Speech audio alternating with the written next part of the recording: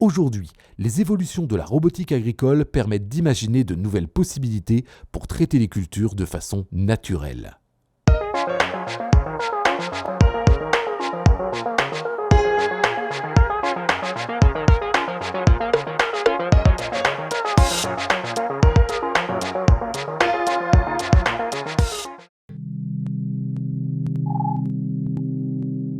Les synergies entre robotique et biocontrôle existent déjà depuis plusieurs années avec l'avènement des robots de désherbage comme ceux de l'entreprise française Naio Technologies ou encore de la société suisse EcoRobotics.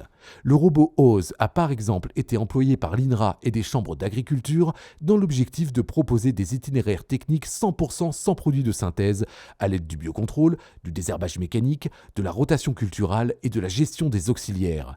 C'est en Italie, dans le cadre du salon EIMA, que le MAC du biocontrôle a pu dénicher une innovation avec un robot qui permet de protéger les cultures grâce au rayonnement ultraviolet. Alors, le principe sont des lampes UVC, c'est-à-dire que c'est la première machine au niveau mondial, avec un brevet totalement mondial, qui utilise un principe des lampes qui sont pour protéger le vigne.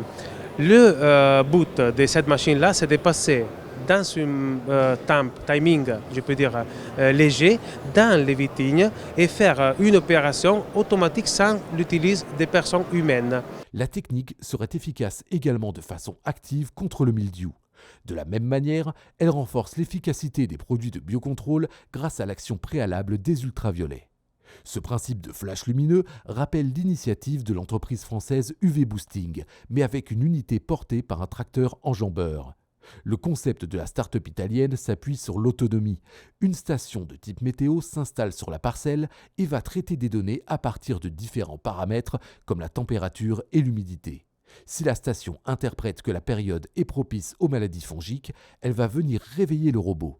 Ce dernier va ensuite de façon automatisée circuler dans les interrangs pour flasher les cultures.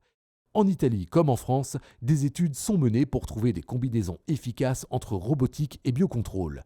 Autonomie, optimisation de l'efficacité des produits ou encore traçabilité, les perspectives sont séduisantes. À bientôt pour un prochain épisode du MAC du biocontrôle.